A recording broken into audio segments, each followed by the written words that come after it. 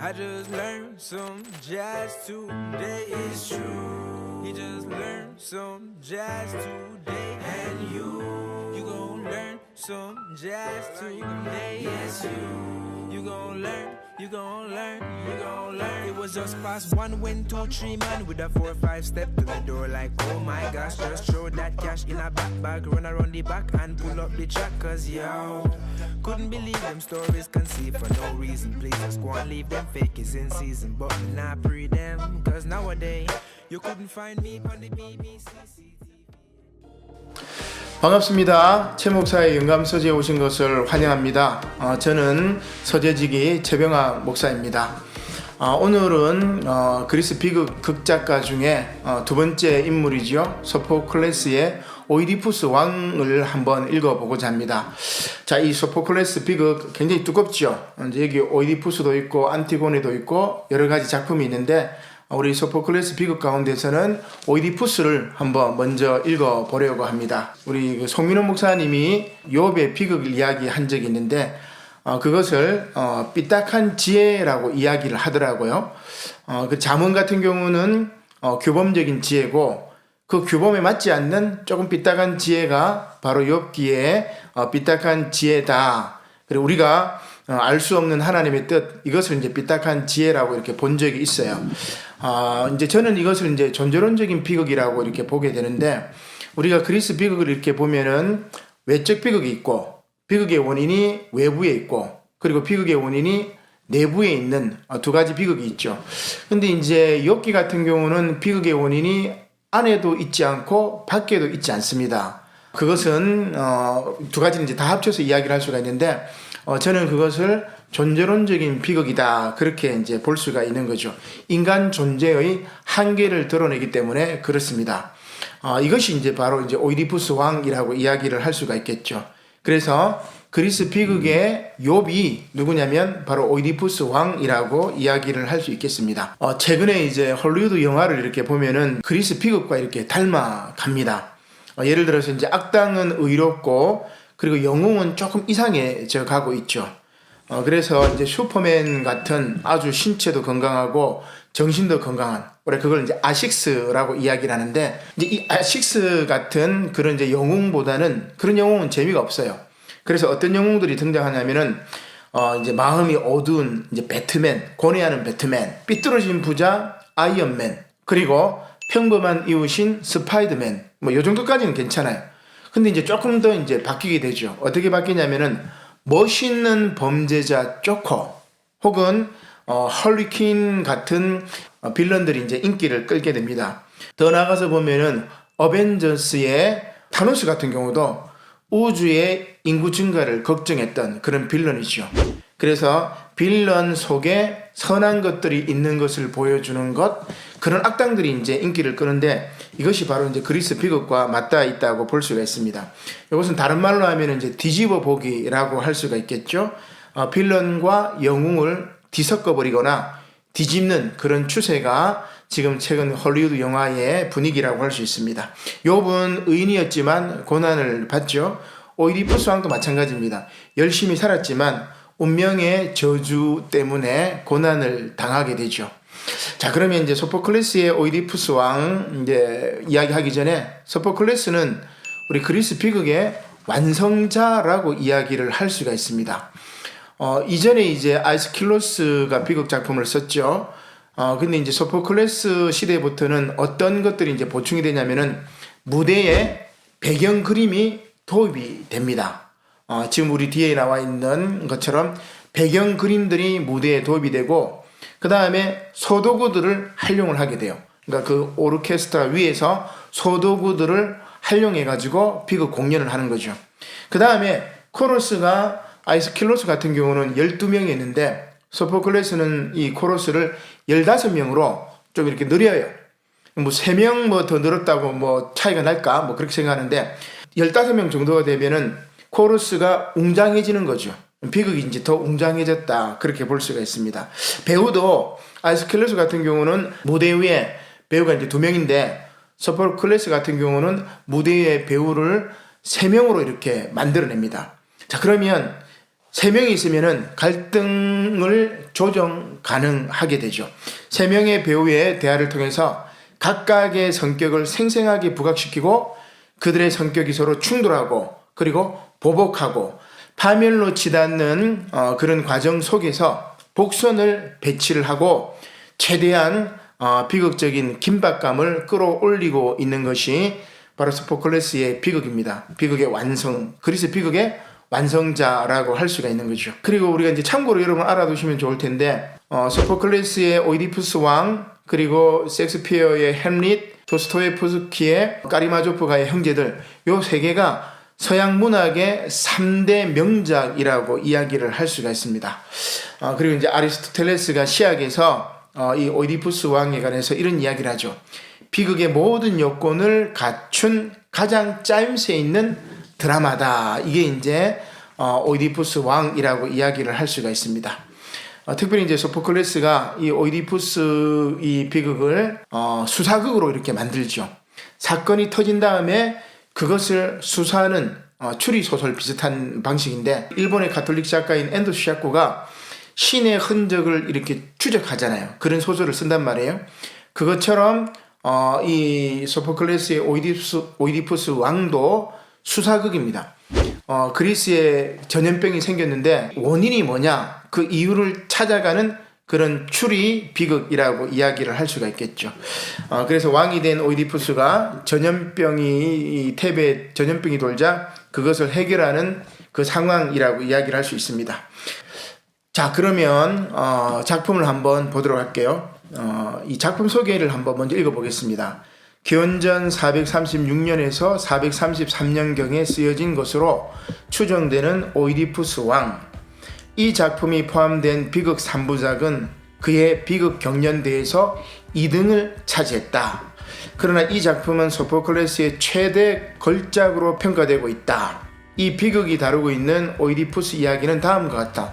여러분들이 따라오려면 이제 줄거리를 좀 알고 있어야 되겠죠?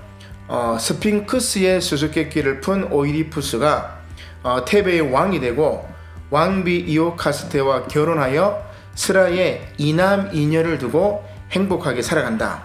그러던 중 나라의 역병이 창굴하자 오이디푸스는 신탁이 말한 정화를 위해 선왕 라이오스의 살해범을 반드시 잡겠다는 열의를 보인다. 하지만 자신이 바로 그 이오카스테와 전에 삼거리에서 살해한 라이오스의 아들임이 밝혀져 이오카스테는 자살하고, 그리고 오이디푸스는 제 손으로 제 눈을 멀게 한다. 이 비극은 인간의 인식 능력, 즉 오이디푸스가 어떻게 스스로 저지른 행위들의 과정과 의미를 깨닫게 되며 나아가 어떻게 이러한 절망적인 상황에 대응하는지를 다룬다. 이렇게 간략하게 소개가 되어 있습니다. 자, 제일 첫 장에 이제 보면은 장소는 테베의 궁전 앞, 무대 오른쪽 제단가에는 다양한 연령층의 탄원자들과 함께 제우스의 사제가 서 있다. 궁전의 가운데 문이 열리며 오이디푸스가 등장한다. 여러분 이렇게 무대를 상상하시면 돼요. 자, 오이디푸스가 이런 이야기를 이제 하게 되죠. 내 아들들이여, 오래된 카드모스의 새로 태어난 자손들이여, 어인일로 그대들은 양털실을 감아 맨 나무가지를 들고 여기 이 제단가에 탄원자들로 앉아있는 것이요, 온 도시가 향령과 더불어 구원을 비는 기도와 죽은 이들을 위한 곡소리로 가득하구나. 이제 전염병 때문에 사람들이 죽어서 그렇다는 말이죠.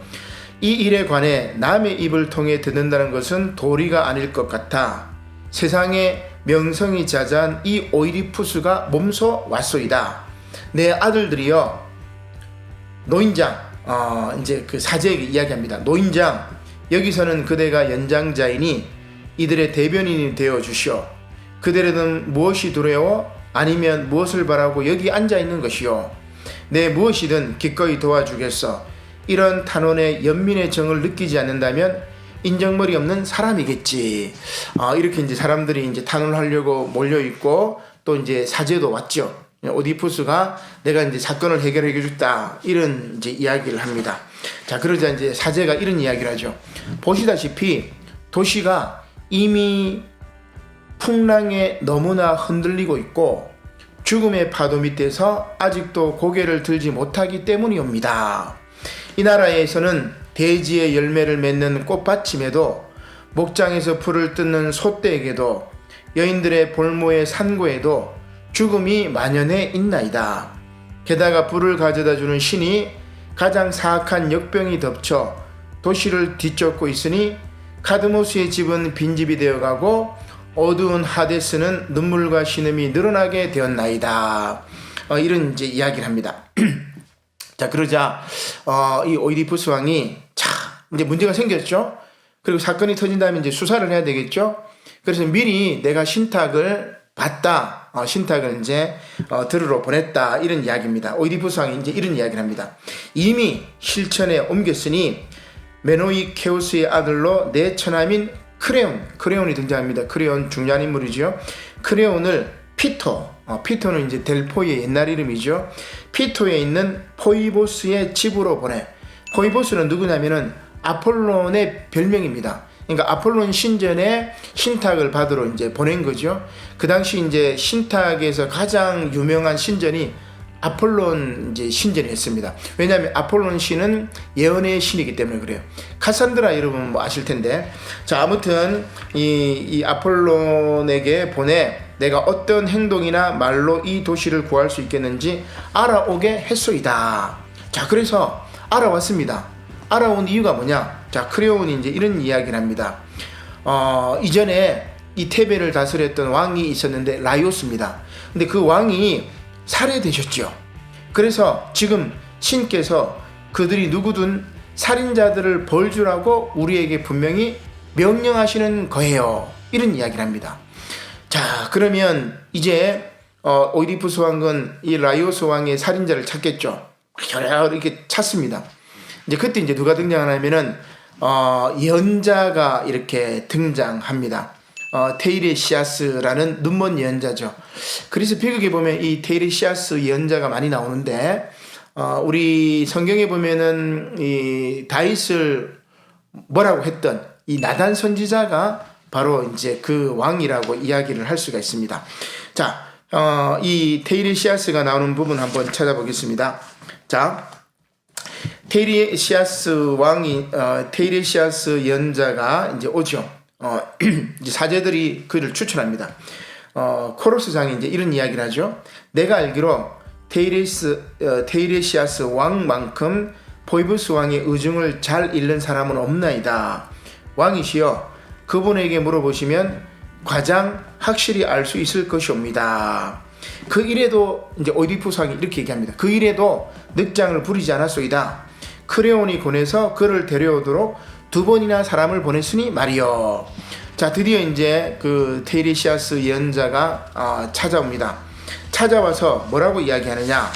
테이레시아스가 이런 이야기를 합니다. 오이디푸스 왕에게 그대가 이 나라를 오염시킨 범인이요. 나단 선지자하고 똑같죠. 다윗에게 호통을 치는 겁니다. 이 테이레시아스가 오이디푸스 왕에게 당신이 라이오스 왕을 죽인 범인이요. 그 결과 테베에 전염병이 돌고 있는 거요. 뭐 이렇게 이제 호통을 치는 거죠. 그리고 이제 테이레시아스가 또 이런 말을 덧붙입니다. 그리고 그는 같이 살고 있는 그의 자식들의 형이자 아버지이며, 그러니까 오이디푸스 왕을 이야기하는 겁니다. 그의 자식들의 형이자 아버지이며, 왜냐하면 아버지를 죽이고 어머니와 결혼했기 때문에 그렇죠. 그의 자식들의 형이자 아버지이며 그를 낳아준 여인의 아들이자 남편이며 그의 아버지의 침대를 이어받은 자이자 그의 아버지의 살해자임이 밝혀질 것이요. 안으로 드시어 그 일을 곰곰이 생각해 보시오. 오이디푸스 왕이 이야기합니다. 그러고도 내 말이 틀렸거든. 그때부터는 내가 연에 관해 무식하다고 말하시오. 단도직입적으로 막 이야기를 하는 거죠. 기가 막히죠. 오이디푸스 왕 입장에서는. 자, 이렇게 테이레시아스의 이야기를 들었던 오이디푸스 왕은 또 이제 놀라운 거예요. 그 아니라고 이야기하죠. 그리고 마침내 이제 자기 부인이자 이제 어머니인 이오카스테에게 이제 찾아갑니다. 이제 이오카스테가 이런 이야기를 하죠. 제발 부탁이니 저에게도 말씀해 주세요. 왕이시여, 무슨 일로 당신이 그토록 화가 나셨지요? 말하겠소 하면서 이야기를 합니다. 크레온은 내가 라이오스의 살해자라고 말하고 있어. 그는 사악한 예언자를 부추겼던 것이요. 이렇게 이야기하면서 크레온과 테이레시아스가 이 나라를 차지하기 위해서 자신을 모함한다고 이야기를 합니다. 근데 그 이유가 뭐냐면 이제 신탁이죠. 이 델포이 신전에서 신탁을 받았는데 그 신탁이란 무엇이냐? 운명이 그를 따라잡아 그이와 나 사이에서 태어난 아들의 손에 그이가 죽게 되리라는 것이었어. 이오카스테가 이제 그 이야기를 하죠. 자, 그러면 그 사람이 누군지를 또 이제 찾는 거예요. 오이디푸스는 그 사람이 아니라고 이제 생각을 했겠죠. 자, 그러면서 오이디푸스하고 이오카스테 왕비의 대화가 계속해서 진행이 됩니다. 자, 이오카스테가 이런 이야기를 하죠. 그 범인에 대한 이야기입니다. 키는 큰 편이었고 흰머리가 나기 시작했으며 생김새는 당신과 별로 다르지 않았어요. 쭉 이야기를 하죠. 자, 그 다음에 나중에 이제 그 라이오스가 죽은 삼거리의 위치를 이렇게 이야기하다 보니까 오이디푸스는 자기의 옛날 기억하고 맞아떨어지는 거예요. 자, 그때 오이디푸스가 라이오스 왕하고 모두 다 죽여버렸는데 살아남은 노예가 한 명 남았어요. 근데 이 노예가 나중에 이제 찾아와서 자초지경을 또 이제 이야기를 하게 되죠. 또 그 이후에 이제 고린도스의 이제 왕자인 오이디푸스의 이제 실체가 이제 드러나게 됩니다. 그리고 사자가 와서 고린도스의 왕자가 죽었으니 오이디푸스 왕이시여 당신이 돌아와서 고린도의 왕이 되어 주십시오. 이런 이야기를 합니다. 그러면서 그 상황들이 또 이제 밝혀지게 되는데 이 고린도의 왕의 아들도 오이디푸스가 아니었어요. 사실은 오이디푸스를 목자에게서 받아서 고린도의 왕자로 이제 키웠던 것이죠. 자, 이런 모든 이제 진실이 다 밝혀지자 이오카스테가 이제 자결을 하게 됩니다. 그리고 그 사실을 알았던 오이디푸스는 이오카스테의 황금핀으로 자신의 눈을 찔러버리는 거죠. 그리고 나중에는 이제 크레온에게 자기 자신을 이제 추방해달라고 이야기를 합니다. 자, 우리 그 부분 한번 읽어보도록 하겠습니다. 오이디푸스가 크레온에게 이런 이야기를 하죠. 자네는 가장 사악한 인간인 나에게 예상과 달리 가장 고귀한 인간으로 다가왔으니 제발 내 청을 하나 들어주게. 나를 위해서가 아니라 자네를 위해 말이세. 되도록 속히 나를 이 나라에서 내쫓아 아무도 내게 인사하지 않는 곳으로 데려다 주게. 아버지를 죽인 죄인인 나를 죽여 없애달라고 말일세. 내 운명은 제멋대로 가게 내버려 두게. 내 자식들 가운데 크레온, 내 아들들은 자네가 염려하지 않아도 되네. 그 애들은 사내들이라 어디로 가든 자력으로 생계를 꾸려나갈 것이네. 그러나 불쌍하고 가여운 내 두 딸은 밥상을 따로 차리지 않고 늘 이 아비와 함께하면서 무엇이든지 내가 먹는 것을 나눠 먹었으니 그 애들은 자네가 돌봐주게. 이렇게 이제 이야기를 하게 됩니다. 자, 그 다음에 이제 코러스가 이 비극의 막을 이제 닫게 되는데, 코러스가 이런 이야기를 하죠. 크레온과 오이디푸스가 퇴장한 다음에 코러스가 합창을 합니다. 내 조국 테베의 주민들이여 보시오. 저분이 유명한 수수께끼를 풀고는 더없이 권세가 컸던 오이디푸스여. 어느 시민이 그의 행운을 선망의 눈길로 바라보지 않았던가. 보시오. 그런 그가 얼마나 무서운 불운의 풍파에 휩쓸렸는지. 그러니 항상 생의 마지막 날이 다가오기를 지켜보며 기다리되 필멸의 인간은 어느 누구도 행복하다고 기리지 마시오. 그가 드디어 고통에서 해방되어 삶의 종말에 이르기 전에는 이제 이렇게 지나게 됩니다. 제가 이제 중간에 좀 읽으려고 하다가 그냥 이제 스토리를 여러분들이 알기 때문에 이제 생략을 했었는데, 자, 그러면 한번 생각을 봅시다. 대략 한 기원전 한 429년 3월에서 한 4월 정도에 고대 그리스 아테네에서 비극 공연이 이제 열렸습니다. 바로 이제 오이디푸스 왕이죠. 아테네 시민들은 모두 모여서 예배를 드리듯이 이러한 비극 공연을 이제 관람을 하게 됩니다. 공연이 시작되면 오이디푸스 왕이 무대 중앙에 탁 섭니다. 그리고 이제 이렇게 말하지요. 사악한 역병이 도시 전체를 덮으면서 전염된 사람들이 죽어가니 구해주소서. 이렇게 이제 이야기를 하면서 시작을 하죠. 근데 실제로 이 비극 공연이 공연되기 전에 한 2년 전에 어떤 일이 있었느냐? 아테네와 스파르타가 전쟁을 벌여요. 이것을 우리가 역사에서는 펠레폰네소스 전쟁이라고 그렇게 이제 이야기를 하게 되죠. 자, 이 아테네의 지도자였던 페리클레스는 아테네 시민들을 도성 안으로 피신시켜 버립니다. 아테네의 해군력으로 스파르타의 뒤통수를 치려고 했던 것이죠. 그러나 문제는 성 안에서 일어났습니다. 전염병이 발생한 거죠. 수많은 사람들이 전염병으로 죽어갔습니다. 페리클레스도 이 전염병으로 죽었죠. 전쟁에서 아테네는 이 스파르타가 아니라 전염병에 진 것입니다. 여러분 그 아테네는 테세우스의 후손들이고 그 다음에 스파르타는 헤라클레스의 이제 후손이죠. 그리스 신화를 보면 그렇습니다. 자, 다시 이제 오이디푸스 이야기로 돌아가서 신탁은 이렇게 말하죠. 선왕 라이오스를 죽인 자가 벌을 받지 않고 도시에 숨어 있다. 도시를 오염시킨 범인을 처벌하라. 결국 범인은 오이디푸스 자신이었고 왕은 진실을 피하지 않고 신탁의 명령대로 도시를 정화시키기 위해서 자신의 두 눈을 찌르면서 스스로 이제 징벌하게 되죠. 그렇게 도시를 전염병에서 구원하게 되는 겁니다. 자, 이러한 오이디푸스의 비극을 보면서 아테네 시민들은 무엇을 생각했을까? 자신들의 잘못을 생각하며 오이디푸스와 함께 자책하며 통곡을 했을 것입니다. 그리고 이렇게 통곡을 한 다음에 카타르시스 정화작용을 이제 경험하게 되죠.